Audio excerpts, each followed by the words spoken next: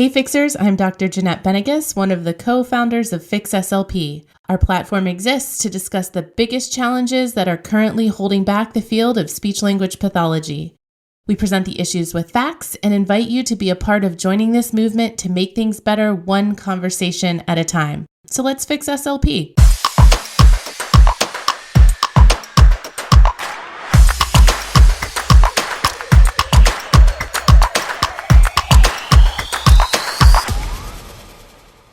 Hey everybody, welcome back to the Fix SLP podcast. This is Jeanette. I have Preston with me, at least for the first part of this episode, and then I have a bunch of updates and other people who are jumping in to finish off the episode. But today we thought it would be valuable to spend some time speaking with everybody in states where there are actions being taken to make the CCC truly optional so people can have autonomy as a speech-language pathologist. So hi, Preston. Hi, it's great to be with you today. And I'm excited to just hear about every state and what's going on.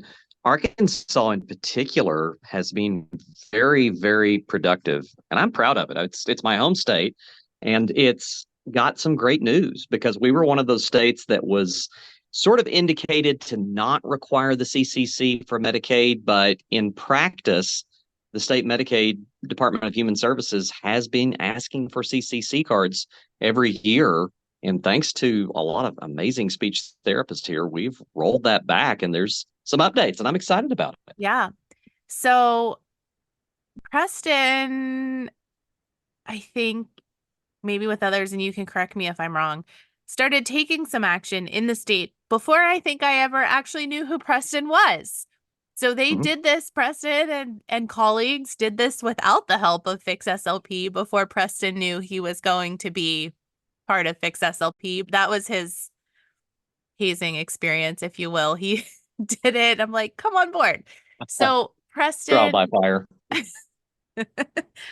Preston, why don't you, I think you just kind of explained it, but the problem in Arkansas was it's not required to bill Medicaid, but they were asking for the CCC anyway. So why don't you tell us what you guys did? So a few former colleagues of mine or former grad students that I went to school with had really focused in on the right personnel in Arkansas Department of Human Services, came up with a very targeted email list of about 3 or 4 people that were in the policy writing and enforcement section for Arkansas Medicaid. Arkansas, like some other states we have found, has been using the CCC not necessarily as a requirement, but just as a way to sort of prove that SLPs had certain credentialing. And that was a useful tool for them. But when that email was sent out to say, hey, our policies don't show that the CCC is required if we look at a strict interpretation of the legal code in Arkansas, we got a very promising response back, which was, yes, we realize that. We are working on that, and we will have an update very soon. Pass the word along. So we took that as a very positive sign. Flash forward a couple of months later, wanted to do a follow-up and check and see what the progress was. Got another great response, which is to say they are rewriting their policy for next year that the CCC will no longer be required to have an active one. However, Arkansas is going to ask that speech language pathologists show that they have had the CCC at one time. So that's not an entire win. I don't consider that 100% victory yet, but a good incremental change. And I'm not going to scoop us yet because it's still almost 100% certain, but Arkansas is about to have its first speech language pathologist that no longer has an active CCC that's going to be authorized for Medicaid. Again, I'm not going to go into it in great detail yet. That's a coming attraction, but I'm very excited about it. So just to go back and surmise, next year, speech language pathologists in Arkansas do not have to have an active CCC. In fact, I don't think they do right now, and we'll cover that soon. But it's a good win. I'd like to get it out all together, but right now, this is a good first step, Jeanette, and I'm really excited about what's in store. When Preston sent me the info that he cannot yet share. I was so excited I almost got sick. Like normally I just cry, but this time I got nauseous. Like I was like, I'm so happy I'm gonna throw up. Fix SLP does weird things to my body systems. The I victories never know right what now, my we have to celebrate them as they come. Yeah, I'm excited too, and we'll be able to talk more about that in an upcoming podcast. And not only just because of what it means for defining speech therapists beyond just this certificate, but also that it shows a path for others in other states to follow, yeah. and that we aren't defined by this certificate. There is other worth to be known there, and it's going to be a good story. I'm looking forward to telling it soon. I just don't want to jinx it Yeah. because I feel like we're right there at the 2 yard line and about to push it over. And there also I need to get some permissions Yeah. from some individuals before we can talk about it fully. But it's great It's news, and it's I like can't wait to share the rest. it's like when you're going in for a kiss on the first date, the first kiss. You're like millimeters away, but you haven't Right, connected yet. Like that's where right. we're at. That's what Yeah, my that's what my mind yeah. thinks that we're like right there. Um, The chemistry is there. Yes. once this thing happens that we're talking about, there's gonna probably need to be some legislative changes, and those will come later. And that will be a much bigger effort, kind of like Michigan Correct. is doing Yeah. right now. Right. Yes, absolutely. In Arkansas, their general legislative session is ended for the year. Thank goodness, because man, they can really cause a lot of chaos around here. But nevertheless, they will have another general session next year. And so it'll be a good time to sort of reach out to specific legislators and see if we can get draft legislation similar to what Michigan is doing. But right now, with the legislature being out of session, I don't think that it would be a good time to approach just yet. Yeah. We will. It'll also help that next year with a revised and clarified Arkansas Medicaid policy manual, that will also be another feather in our cap just to keep that momentum going. Yeah. And I think that once we have that, it's going to be just a matter of following that right procedure to say we are defined beyond this. We have a state licensing board in Arkansas, which is fantastic, and it will be something that just continues that momentum. It's like I said, Jeanette, once we can get that model, to get that recipe of this is how you go from start to finish, it's a matter of just duplicating it in multiple states. There are a few that have quirky laws that will be more difficult, and I think ASHA is deeper in its entrenchment. But right now, Michigan, Arkansas, North Carolina, we're following that pattern and we're seeing that change. And I'm excited for speech therapists because it's, SLPs. It's going to mean that we have just that greater professional autonomy. And then I think moving on to just starting to get more engaged at the state chapter level about issues of reimbursement and the things that we all agree on. But right now, for us, just finding ourselves beyond a national organization that's just really is out of touch. Yeah. Man, after I'm recording these in backwards order, and after having spent the last couple hours recording with all of these SLPs, I'm just so excited by how many just intelligent, motivated, kind, thoughtful, brilliant clinicians we have in this field. And it's so exciting for me. I think a little bit selfishly, it's disappointing to me that some of these changes aren't going to be done in time for the renewal for 2024 going into 2025. But I think 2025 is going to be Fix SLP's year. And it's just so exciting. Like I'm getting body responses, getting Yeah, goosebumps because, right. we want people to have true autonomy, like you said, true choice, and just getting all of this cleaned up is just the beginning to all of the things that we can do next. So thanks for sharing that update. And Yeah, yeah, thanks great. for helping. I'm going to use this moment, I guess, to officially announce that Preston is part of the Fix SLP team. He's got a picture on our website and he has an official name, which he never we love to call him the shot caller in the background, but he never like officially said, yes, Jeanette, I will accept that title. So if he didn't look at the website, he is hearing it here for the first time with all of you. I I'm very excited. I've made but I already made one commitment of marriage this year. So Jeanette, I'm yesed out right now. But no, and all kidding aside, I'm excited. It's just I think the thing that's really great about it is, like you said, hearing from so many talented people out there that just want to step outside of how we've always been defined. And so, yes, it's great to be part of this team with you, Elizabeth, Michaela, Alexa, everybody. Wow, I'm just I feel like I've got my team here, and it feels great being part of that. I will get with you on the bio, and we'll work all those things out. Did You stayed after me quite a bit, but it's a good partnership. This is a good I team. gave up. But did you read your title? Did you I read the did, text I message? did, Okay. So we'll tell the I did. people. Yeah. The title I gave Preston is Director of Public Policy and Legislative Affairs. So he is helping the states that want help or need help.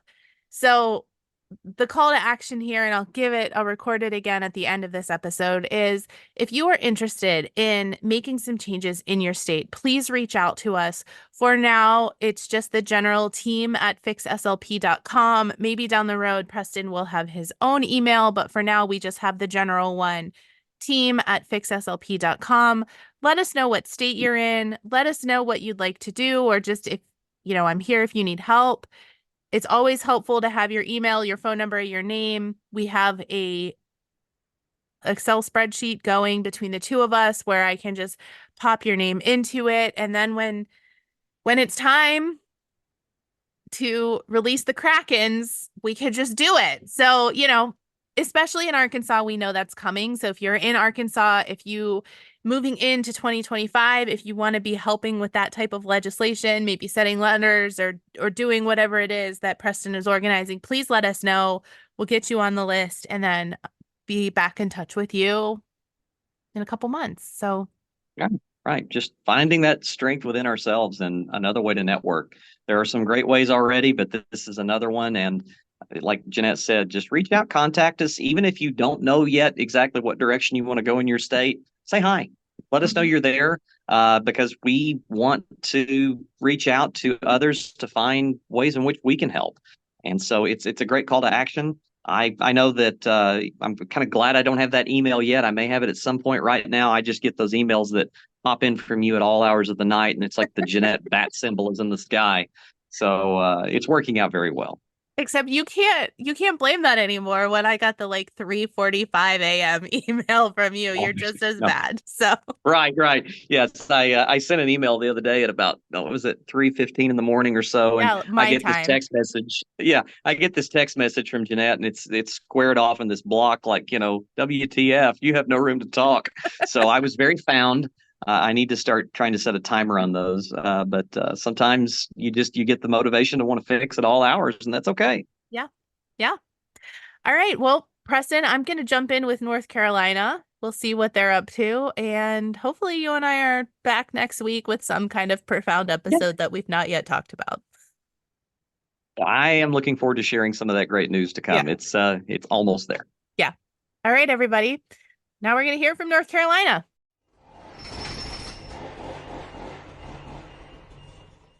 We have North Carolina on with their update. With me, I have Candace Harrell and Erica Hawkins, two ladies from the group who has been working on the issues in North Carolina.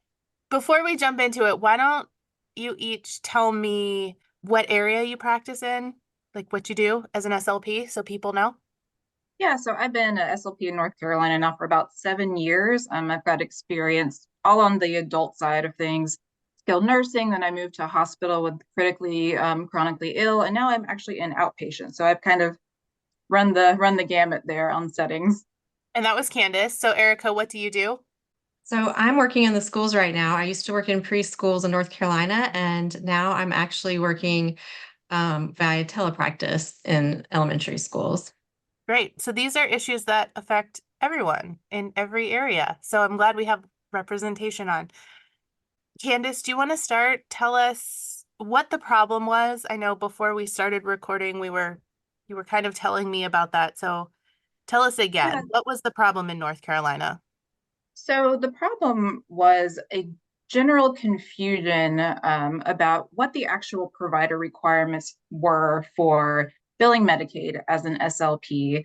And this, kind of came down to a federal definition of what an SLP is. I'm sure other states that are dealing with this are very familiar with this particular federal regulation. But it says that a speech pathologist is someone who has met one of the following conditions. So has the CCC or has completed the equivalent education requirements and the academic program. So there's the C and the equivalency in that definition. And I think the wording was vague enough for people kind of all over to interpret it very differently. Some people thought you absolutely do not need the C. Some people said you absolutely do. And there was a lot of gray in between. So people interpreting this in a variety of ways. So our main goal was to clarify, and find someone who could actually tell us what you have to do, to bill Medicaid in Carolina. So that was the problem we set out with in the beginning. And did you get an answer? Was there a clarification there? So we reached out to many different entities, the NC State Board, our state, NC SHLA, the state organization, legislators, NC Tracks, which is the program that people use to actually enroll in credential. And basically, no one was really willing to outright interpret this for us and give us a yes or no. So after all that, we were able to find contacts at Medicaid here in North Carolina to try to get some clarification. And so the way we addressed it was, in our view, those requirements in that definition are the same things essentially and functionally that we do for our state license. On the outside, they're the same. There's nothing we're doing for, ASHA that we're not doing for North Carolina.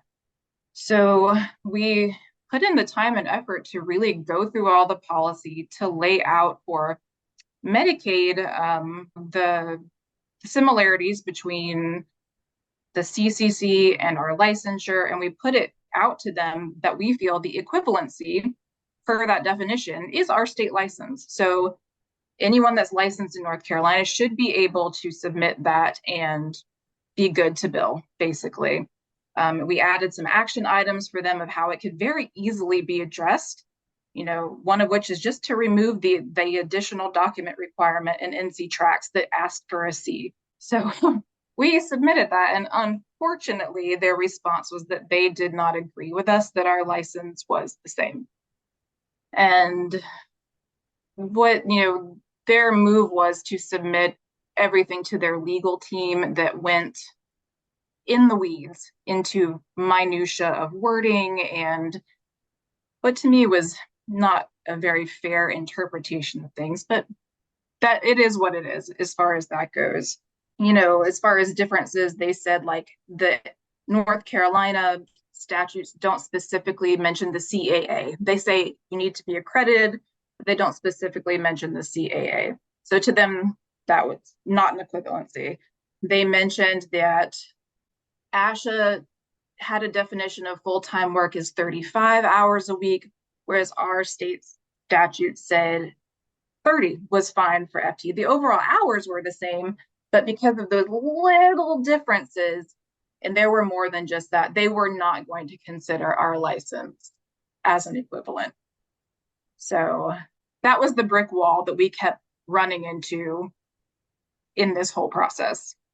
That's amazing. So, Erica, I want to back up too. Before you started this, I think you'll know this answer. Was this just the two of you working on this? I think there were more people involved. And was the state association involved in this, in helping? Did you approach them, and what was their response? So no, it's not just the two of us. Two other SLPs along with the two of us have been working together, and we all met on the North Carolina Pumble channel, and it's Brooke Richardson and Mary Kristen Clark. And Mary Kristen was especially effective at countering all of those points that Candace mentioned and doing the deep dives into the technicalities of the requirements. So she pretty much hit back point for point on everything that they brought up. And then it was kind of like radio silence after that, right, Candace? Unfortunately, her rebuttal to everything, they did not address it at all. And she really did a phenomenal job with it. She did.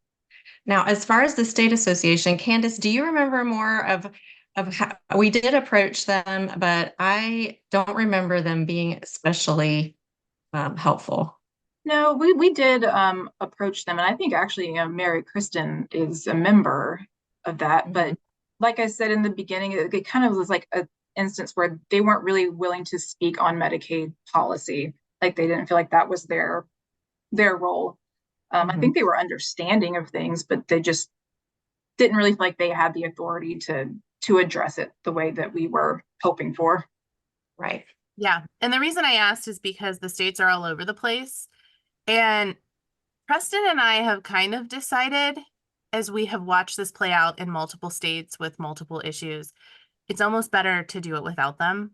And so that's why I was asking, because I already knew the answer. I wanted to point out that you were doing this without the help of the state association, whether or not they were supportive, because adding another association adds a million people and a million opinions and way more levels of bureaucracy and way more time. So as we're watching this happen in real time, you guys see what's going on in your state, but Preston and I see the bigger picture. And the bigger picture is it's almost better for a team of 2, 3, or 4 people. Really, 3 or 4 seems to be the sweet spot doing this by themselves. So yeah, there's 4 of you and you've done a great job. Yeah, it definitely seemed to be a case of like all of these different, somewhat bureaucratic entities not being willing to really talk to each other about things and therefore not really being able to give us a clear answer. So I think if people find the contact that they really need to and just go for that, it would save probably some time and blood, sweat, and tears. Yeah, and you guys did a great job of really doing that without the help of Preston. You guys kind of started before Preston was fully on the team. I mean, he is now a full member of the Fix SLP team, working behind the scenes, doing this stuff, again, all for free. But at the beginning, I think it was Erica, I might have said like, hey, I'd like to introduce you to my friend Preston and let me know if he's helpful, because if he is, I'm gonna probably like get him on board a little more officially. And he has been very helpful, but the 4 of you really did it, the bulk of this, without our help or his help, which has been amazing. So no one would give you answers. So then Mary Kristen did this rebuttal, and then what happened? So we set up a meeting with several, I think 3 or 4 people from Medicaid here. And it was odd because it wasn't actually the people we had been emailing back and forth this entire time. It was another group that got elected to meet with us that day. And it was kind of just going in circles with them, honestly. You know, the authority they had was really to just keep reading us the legal statement that they were given. They didn't really have the means to offer us much more than that. But I mean, the one good thing that I think came out of that meeting is one of us asked, you know, if you're not going to accept our licensure as the equivalent, what are you going to accept? Because per that definition, there is an equivalency. And they brought up that they had been thinking of an attestation form. And, you know, lo and behold, a couple months later, it went official. So the good news is that now people in North Carolina that do not have a current C, you check your attestation form and you have a clear avenue to still enroll and still bill. The caveat is that the standard of the C still applies. So you are attesting that you have met all of those requirements and you continue to do so through your continuing ed and all of that. So that's amazing. That's the result, is this form came out. And to further clarify, it doesn't mean that you have to have held the C. You could be someone who has gone through an accredited program. And if, as of right now, if you've gone through the accredited program, you have met the requirements for the CCC, as long as you've done your 1 year or 9-month supervised experience, you've done that whole thing. It does not mean that you then have to apply and hold it at any time. You could go your whole career without having the CCC and still bill Medicaid, which is Correct. amazing. And we had no idea, because I feel like I'm a part of your team by like association. We had no idea this was coming. When you guys sent this to me, I think I might have cried. But this is amazing. It is such a big deal because I really think it's the first Fix SLP inspired win. I will never take credit for the work that you guys did, but if it wasn't for Fix SLP, the four of you would have never gotten together to like take this on. And so I just think it's such a big deal. And I have goosebumps now. Such a big deal that I paid Instagram to like push it out for 3 days to announce to the SLP world, hey, look what just happened. So Oh, yeah, cool. I paid some money, like a sponsored ad, just to tell people like, look what just happened. So that's the only time I've ever done that. So I'm honored. yeah. So what's And next? yeah, Because you're not done. Yes, you have this pathway, but there's still work to do. So what is going to come next? Right. So I mean, I think the good thing is as of right now, this form does cover the circumstance of like 99% of SLPs in North Carolina right now. But I think as more and more people stop going for the CCC, which we know, I mean, it's already happening. This is just kind of the progression of what's going to be happening in this field. Then you might come into some trouble that, you know, people went straight for the state license requirements and they don't view that quite as an equivalent. You know, Medicaid might find themselves in a position of our patients and clients having long wait lists to get services. You're going to have SLPs that are completely qualified, you know, gate kept out of this, and it's not going to be a good look. It's going to be a mess. So I think eventually that language of the C needs to go away completely. It's probably going to require maybe some legislation. I don't anticipate that's going to happen overnight, but you know, that's probably the longer term goal. Is it the regulation that actually says the CCC or equivalent? Yes. Okay. So Yeah. our like Medicaid policies reference the CFR, the federal regulation, which does list Okay. the CCC or the bullet points. And honestly, like you said, just all of that summed up, it's an access to care issue. And so Absolutely. if the state really cares about the people that they're giving Medicaid to, they really should consider this. So that access to care issue is the thing that's what we see them paying attention to in Michigan, because you guys have been tracking along, and I don't know what order I'm going to play these in, but I'm recording an update with them too. You both have done kind of the same things, except Medicaid responded to you more heavily, and their state representatives are responding more heavily to them. So it's kind of the same issue. So they have a draft bill. The state might address this before Medicaid ever does, and then that kind of eliminates the Medicaid issue. So, you know, what they might get done first is actually what you need to work on now. And so, again, it's been interesting to watch all of this track and happen in different states. But what we've seen successful there is that this is free to taxpayers. And that's been the key too. This is an access to care issue and it's free to taxpayers. It's something that state representatives can take care of, and Medicaid would not be involved in that at all. You're Mm-hmm. going to be talking with your state reps and doing, you know, the legislation part of it. And so I think that's why it's been so effective, because state representatives in Michigan want to look like they're doing something that's positive. And that it's not just a look, right? It actually is something that's positive. So I think that's what you guys are going to be tackling next.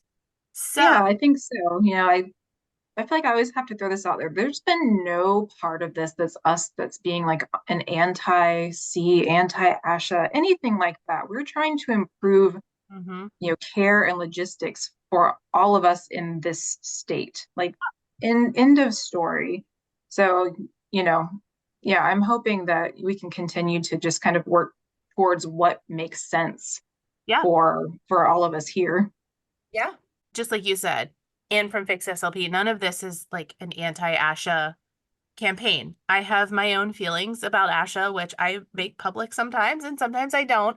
But this is about choice and about patient care and the ability to be autonomous. And just because you guys do this doesn't mean that people don't have to have their CCC anymore. It just means now you get to choose. So if you're someone who doesn't want to get the CCC, you don't have to, because this was the one thing in North Carolina that was holding people back. Well, other than employers asking for it, but now that can happen. You can't ask employers to change the requirement while it's still required or, needed to become a provider. But now that that's happened, people can show like, look, there's this form that can be filled out and it's not actually required.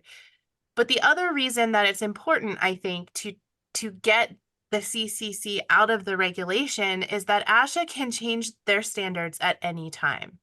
Yep. Which means that North Carolina's standards change, and you're leaving your regulation and your requirements in the hands of an organization that can change on a whim. They can change something tomorrow, and that changes what all of you have to practice. And that's really not fair, especially when states control their own Medicaid programs. Why are you leaving it in the hands of a proprietary product controlled by an organization? Yeah, and we had even, like kind of discussed the option of submitting to our state board, like changes on that end that would then match like the CC a little closer. But then, like you just said, ASHA could change their standards at any time. And just like that, you're not equivalent anymore. So it doesn't make sense to keep putting that as like the benchmark for people. Right. So if people want to get involved in North Carolina, what's the best avenue for them to be a part of this? Because as you get more into contacting state reps and really getting more to the legal side of this, I anticipate you will need help, even if it's just a letter campaign. So what can people do? I think the easiest way to kind of join with us is to get on the Pumble channel. That's where we started all of our efforts here. We were posting updates there for a while. We kind of decided to move some of that into private messages eventually, because those are public channels and we kind of thought other people might be reading them for not so great purposes, but that's the best place to start, I think. Okay. People can also email me at team@fixslp.com if you're not on Pumble or you don't understand how to use it or it's just not working, and I can get you in contact with one of the ladies too. Or at the very least, we have a spreadsheet going for each state that has action where we're kind of tracking what's going on and we're tracking the people who are willing to help. So even if you guys don't have anything active and people are reaching out to us, then when you're ready, like if you do a letter writing campaign, I'll hopefully have some names that I can send your way. All right. Anything else either you want to say? I want to encourage people to advocate, whatever state they're in, and I think the idea that advocacy for this field can only happen with one demographic or from one institution, one organization, and that people that do things outside of that aren't doing real advocacy or it's somehow not effective, I think is a false notion. So I just want to encourage people to align with other people that share your interest and get to work, because I think there's more to be done for sure.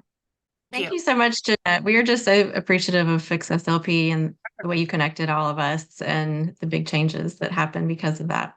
And I'm just, as Preston would say, I'm just tickled. He says that all the time. I'm just tickled. I'm just tickled that you guys have done this. Like, I do this for free. My mom is sick. A million things are going on. And there's lots of days where I'm like, why am I even doing this? But then it's like North Carolina makes this big announcement and I'm like, this is why we are all doing this. So thank you for doing this and keeping me going, especially in the middle of my mom's illness that I've been dealing with. Actually, she got diagnosed 2 days before Christmas. So this has been kind of a long road, but yeah, thanks for keeping it going. And as more updates happen or as more help is needed, we'll be sure to reach out to our audience and let people know. So thanks. Absolutely. Sounds good.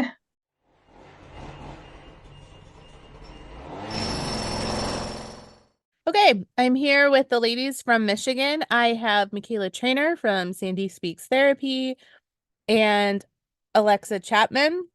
They're going to give us an update. They already have an episode, so if you haven't heard their episode, go listen. Access to Care in Michigan, is that the name? Yeah, go listen to their episode. But since this isn't an update episode, we're going to brief everybody. Michaela, why don't you tell us just briefly what was or is the problem in Michigan that prompted you all to take some action? So right now, CCC is required for Medicaid billing, except if you're in the schools. However, a lot of schools within their districts still require it, but that's a different issue. But overall, CCC is a requirement currently in our state for Medicaid billing. And we really want the option to renew or not renew with ASHA to be voluntary. And at this point, when it's tied to billing, it doesn't feel like it's voluntary at all. So that started our initial episode where we talked about where we went and met with a state representative, and we have draft legislation going through. So it is required per state regulation, correct? It's not just an avenue for application to be a provider or not. It's literally the law. To bill Medicaid, you must have the CCC, correct? Correct. Okay. So when you started, did you involve the state membership association? Did you ask for their help? How did that work out? We have in the past reached out to MSHA, and we did not receive responses that were collaborative. They did say to us if we wanted to join the association, then we could learn more information. I'm asking everybody this. And the reason I'm asking is because you're doing this without their help. A couple of you got together, you decided, okay, well, we'll do this on our own. So you identified the problem, you decided on collaboration or not, and what happened next? So we reached out to Michigan Medicaid. We did try to collaborate with them. We also had a meeting with ASHA when Medicaid was pretty dismissive. And the initial meeting with ASHA was way back in March, and we didn't make a whole lot of headway. So we decided that we would then go ahead, start a petition, and seek out meeting with state reps. Let's talk about the Medicaid route first. What has gone on with Medicaid? Have you made any progress? You know, over in North Carolina, they just all of a sudden had this change with Medicaid. So how has that gone for you? So there was a Michigan Medicaid meeting that we were in attendance to. It had to do with both the clinical side of billing Medicaid, and it also had to do with the educational side. But mostly the clinical side was discussed in the meeting, with some reference to billing Medicaid in the schools, and the qualified provider signatures was addressed there. But many of us submitted questions to that meeting, and many speech pathologists were in attendance to that meeting, and we asked the question prior to initiating the meeting. It was not addressed in the meeting. I raised my hand during the meeting. I asked the question if this was going to be addressed, because so many of us had submitted questions prior to it. And they basically said something along the lines of, we are reviewing this provider qualifications, and we will send you an email when we know more about it. It was kind of disheartening, to be totally honest, because I thought this was going to be addressed in the meeting, because it was a Michigan Medicaid question. And I had spoken to Kevin, and I know that he was kind of talking about this being addressed, but it wasn't. I think that they're going to kind of solve this internally, as opposed to having it be a collaborative thing that we discuss. So you haven't gotten a lot of help from Medicaid. You've met with them sort of unsuccessfully. Maybe something will happen. In North Carolina, the resolution that they got was literally out of nowhere, and they were not notified before. So we will remain hopeful there. But then you're taking a second avenue, which is through your state legislators. Michaela, you want to tell us about that? Sure. So Alexa was able to get us our initial meeting with Representative Joseph Fox back in March, and that meeting went as well as it possibly could have. And Representative Fox and his assistant were willing to help us come up with draft legislation. And we are hopefully getting that bill proposed here very soon. But in the meantime, we are getting other representatives on board as well. We're not just waiting on this specific representative. So, in terms of the draft legislation, it's pretty simple. It's just like one sentence, basically, that would change everything, which is what you guys need for true autonomy, true access to care. Right now, they came up with this whole plan. Like, it's going to be introduced on Speech Pathology Day, which I didn't even know existed. But right now, it's sort of tied up with legal, right? So no recent update from when I emailed a few days ago. We were notified that it would be pushed back a little later than anticipated. However, you are right that it's a simple one-liner, and the beauty of it is we don't even really have to change too much. We're just trying to get Michigan Medicaid to truly follow the federal guidelines as they say they are already doing. Mm-hmm. Which they have pointed out doesn't cost taxpayers a dime, which is really important. Yeah. So what we can expect is it's going to get through this legal, it'll be introduced to the floor.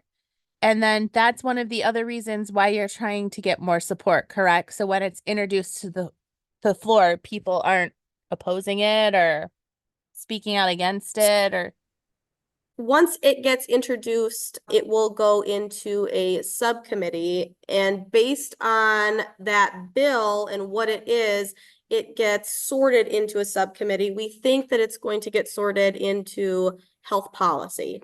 And then everyone who is on that committee in health policy will get the opportunity to vote on it. And then if it passes in that subcommittee, it will go to the floor officially, but it just needs to get sorted into a committee right now. so even more reason to get more support because I've lost track. Do we know who's on that committee? Or are you specifically targeting them to make sure you have their support? So we do know who's on the subcommittee, but between Michaela and I, we have reached out to, and Michaela, correct me if I'm wrong, it's like 110 representatives between both of us. We've sent letters to, we've called them, we've followed up with them, we've sent emails. We've reached out to every single representative in the state of Michigan and called them. And you guys are getting a great Yes. response, I feel. We checked it out. Alexa and I had 110 letters out in the mail within 2 weeks. And that is while we were working full-time plus, taking care of families, seeing friends still, having some level of a life. But we were just like, all right, this is important. So we're going to make a little time every day, chug it out. And then, of course, we are still following up as far as phone calls go and things like that. But as far as getting the letters out, we're like 2 weeks. We're going to do this. And the thing is, there's responses. People are generally positive. You've not had anybody say no yet, that no, we don't support this. And I assume maybe those are the people you're not hearing back from, but we also can't automatically assume it's a no.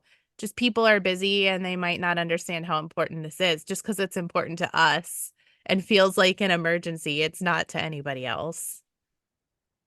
Right. Yeah. So moving forward, our hope is that, this continues to move along quickly. Obviously, we would like this to be wrapped up before December 31st, so people have the choice to renew or not. Probably won't happen this year. I think we're all hopeful we'll see a change next year in 2025, right? That's the hope. So So in the meantime, we are recruiting as many Michigan SLPs as are willing to write their local state representatives for the cities that they live in and where they work. And I will send you all of their contact information. I will send you the exact letter that you can edit yourself and an example of one that I have sent. And if you are mailing multiple representatives and don't want to spend all your money on stamps, I will even send you stamps that Fix SLP so nicely sent to me to disperse. And I will send you snail mail with fun stickers. So you're recruiting people to send letters. Still very helpful, I think. These representatives, it's important that they're viewed as taking action. So something like this, where it's an access to care issue, it's not costing anybody anything. This is a really easy win for them. And it's not going to come up against much opposition for the most part. People are going to support this. So getting in touch with your local representative where you live and where you work is important, because the more people who jump in on this, the more these representatives know that it's an issue that their constituents care about. So who can they contact if they want to get that stuff from you? So if anybody wants to write their state reps, they can reach directly out to me through my social medias at Sandy Speaks Therapy on Facebook or on Instagram. You can also email me at my first name, Mikayla, Michaela at sandyspeakstherapy.com. And yes, if needed to, if you can't find all that, feel free to reach out to Fix SLP and I will get that information forwarded to me. It's best if you email me at team@fixslp.com. I can't really get to my emails more than once a week. So if you don't hear back from me immediately, I do check them. I typically forward the stuff on to Alexa or Michaela, and then they'll get with you. I at least acknowledge, hey, I got this, I'm forwarding it on. So team@fixslp.com is the best way, just because if you message it to me when I sit down to work, it will be lost. So that's where you're at. No major change, but definitely, I think, more progress with your state representatives for a change in legislation, which is the actual thing that's needed anyway, than with Medicaid. Alexa, do you want to give us a list of some of those state representatives who are supporting at this time? Absolutely. So Representative Brian Bagol out of Shiawassee County, I've spoken with him and he has been really wonderful through this process. He's very interested in our bill. Representative Betsy Kofia out of Leelanau County has been wonderful to work with. She is a social worker and she's also on the Health Policy Committee, and she's also very interested in this bill and what we're doing. Representative Emily Divendorf is out of Lansing. She was wonderful to speak with. I spoke to her representative for almost an hour, 45 minutes to an hour on the phone. We talked a lot about the outcome of the bill, how it gets sorted into committees, and she was super supportive of this movement and everything that we're doing. Representative Neil Frisky has been really wonderful to work with as well. I've spoken with his team quite a few times. He's out of Charlevoix, also parts of Sheboygan. Tom Kunze out of Big Rapids, he mailed us a letter. We sent him a letter. This was someone who I worked with. She sent a letter and I sent a letter. And not only did he call us back, but he also wrote us a letter and snail mailed it to her house, which I thought was so wonderful. It was a super long, lengthy letter, and it had all these different points about why he was interested in this movement. And I was so impressed by him. I have a phone call with him next week in my schedule, but he has been amazing. And then, of course, Kelly Breen has been working with Michaela, and she has been awesome. She's been very supportive. So this is just a handful of people that we've spoken to at length regarding the bill, regarding our efforts, and who have been very supportive of the movement. Great. Anything else you want to say before we wrap up? I think it's just important to keep the momentum going. I think that as time goes on, it's easy to be like, oh yeah, well, we'll see how it plays out. And we are at a point right now where we are in a little bit of a waiting game as the draft legislation gets sorted into the committee and gets moving along here. But for any SLPs that truly want the CCC to be optional, I would appreciate if you reached out, and I will set it all up for you to write your state reps. And that's my whole goal here, is trying to make it optional. So if you want to keep your C's, great, but I think that it should be a choice. Well said. Now I don't have to say that myself. Alexa's clapping. You guys can't see it. So you guys do a great job of hitting socials and updating. So you can watch Fix SLP stories or Sandy Speaks Therapy, right, Michaela? Yes. Okay. Yep. So follow along. We often have things in stories. They're great about keeping people updated. If you want to get in to send letters, Sandy Speaks Therapy is the best way, but also you can contact Fix SLP.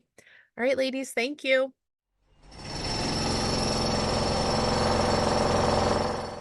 I've got Rachel Shirk from Nebraska on with me. Rachel, tell us where you practice. I'm in Lincoln, Nebraska. I'm PRN, so I'm acute care. I've done the gamut of NICU to end of life. Wow. So your situation is a little bit different than some of the other states that we're working with. I've asked all of the other states, did you approach your state association? So far, they all have. And so far, they have not gotten good responses. But you started the same way because it just makes sense. Like maybe getting on board with the state association, having this kind of help, having those lobbyists, et cetera, could be helpful. Yep. So why don't you tell us what happened? Tell us the process. So I first started, I got one of the letter templates off of Fix SLP about, the Medicaid regulation, and I edited and plugged in our specific state administrative code. And I sent it to them with a proposed language change and was connected with a couple of leadership, I guess, within NISHLA, which is our state association. I got a very mixed bag of responses. One was, hey, I'm an audiologist, but I'm on the board. I've been reading a little bit about this. Started following Fix SLP, and this is very interesting. I want to know your thoughts. Let's talk. A couple of other responses, or one for sure response was, hey, I looked it up and I noticed that you're not a member of NISHLA. Here's the link to join. So that was, it's interesting to get one board member that says, yes, let's chat, and another that says not until you're a member of our state association. But since that time, they kind of appointed a NISHLA point person who was actually somebody. So I should back up. I had a list of 30 or 35 speech pathologists in Nebraska that were willing to put their name on this email that I drafted to NISHLA, just saying, hey, it's not just me. I'm not running solo here. I found out after the fact that one of the names I was given, somebody that I didn't know personally, is on the NISHLA board. And so ultimately, she's going to end up taking kind of as the point person through NISHLA to try to see if we can get a position on whether they're willing to pursue this or not. So I had a meeting with 5 SLPs that are involved with NISHLA a few weeks ago, and 4 out of the 5 were very much in support of wanting to get this Medicaid regulation changed. And the 5th one was not a fan of the idea at all. So they essentially took really good notes, talked to me in detail that day, and the new point person is going to present it to the full NISHLA board this coming week. And we'll hopefully hear very soon if they're going to take a stance in support of getting this out of our Medicaid code. So kudos to them for talking to you. I love that they were so open. Of course, there's always going to be pushback from everywhere. Not everybody agrees with the Fix SLP agenda, and that is fine. But truly, this is about choice. And so I'm so glad that they've decided to talk with you. Now, it will be interesting to watch if they say, yes, we're about this. We're going to do the work, to see if it takes longer than it does in some of these other states where teams of SLPs have just decided to go forward and do this themselves. But I think we're in this limbo now where we're not sure if they're going to support it. But if the answer is yes, are they going to do the work, or are they just going to give you a statement to say, yes, we're in support of this, Godspeed? Right. So well, it was interesting too. In that meeting I had a few weeks ago, a couple of the comments were like, hey, I think, if we come out with a position in support of this, how's that going to be perceived by the public? And I'm going, oh no, she's going to say the negative perception and everybody wants to keep their C's. And she goes, think about how many people might be willing to join our state association to see that we're listening to the people who are potential members or current members. I think that they would consider doing it themselves based on the kind of the vibe that I got from that last meeting, but they didn't say explicitly if they would spearhead that. If they decide they're going to do the work, that's awesome. If they don't decide they're going to do the work, like maybe they say, yes, we support it, it's not on our agenda, or we can't get this on our agenda for another year. Probably you're going to need a team to move forward and probably replicate what's been happening in Michigan, where they've reached out to state representatives to start getting some legislation changed, because Nebraska's in this like weird gray area situation. And while working with Medicaid is great and kind of the response they've gotten in North Carolina, Medicaid responded, some things have changed, but now they still have to hit the legislation. Nebraska's in this weird spot. So why don't you explain to all of our listeners what the actual issue is in Nebraska, and then hopefully people will understand kind of why it needs to be a regulation issue. Yep. So the administrative code for the state that governs Medicaid and HHS, the language in the code actually says something to the effect of, a speech pathologist is defined as someone that calls themselves a speech pathologist, speech therapist, and this is the key part, and has completed the requirements of the American Speech, Language, and Hearing Association to practice speech pathology. So there's no reference to CCC. There's no reference to any specific requirements that ASHA or, that second part of that sentence. There's nothing specific in there. And so it's that gray area of, okay, well, them saying that we required ASHA requirements to be completed, does that mean the CCC? That's the assumption. So that's, a lot of people in the state are saying, well, it says ASHA right there in the regulatory code. So the question then was, I went to the Medicaid office and said, okay, are you, when somebody applies to be a provider, are you requiring a copy of their Cs or their ASHA number? How are you enforcing this? They said, no, we only require the state license. Nebraska is a little bit of an odd duck too, in that we have a lot of school SLPs that never get their state license. They are only operating under a teaching certificate that has a speech therapist endorsement on it, and they never get a state license. So I replied after a lot of runaround, I said, okay, what about teaching certificate? Are you accepting a teaching certificate? And I never did get a response. My initial contact also tried to do the same thing, never got a response. So at this point, it appears that they're just, if they were truly going by the book, they're just not enforcing that part of the code. No one, I went through and I looked at what the actual application looks like. There's not a section requiring you to submit the CCC, even when when you renew it every 5 years, you're not having to submit that.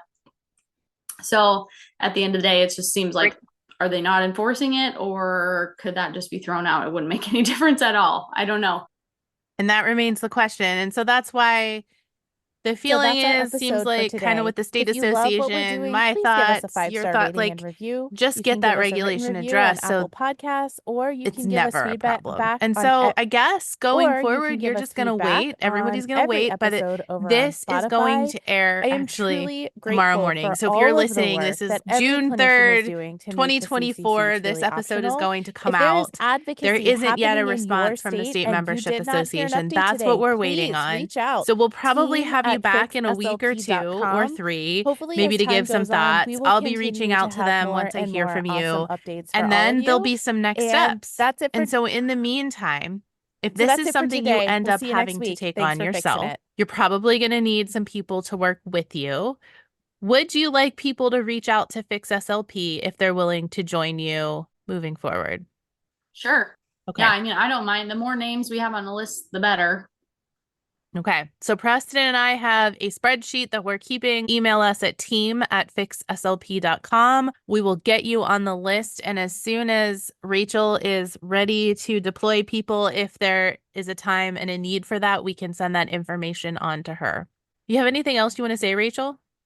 No, we're just kind of in a little bit of a holding pattern right now. Short and sweet, but worth the update because we haven't really talked about it at all on the platform or the podcast. So thanks for being so flexible and jumping on. And hopefully in another week, we have some answers and I'll get to talk to you again. Sounds great. All right.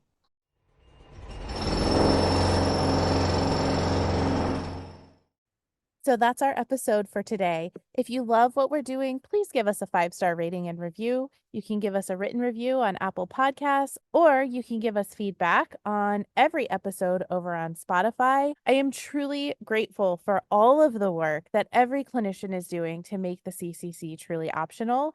If there is advocacy happening in your state and you did not hear an update today, please reach out, team@fixslp.com. Hopefully, as time goes on, we will continue to have more and more awesome updates for all of you. So that's it for today. We'll see you next week. Thanks for fixing it.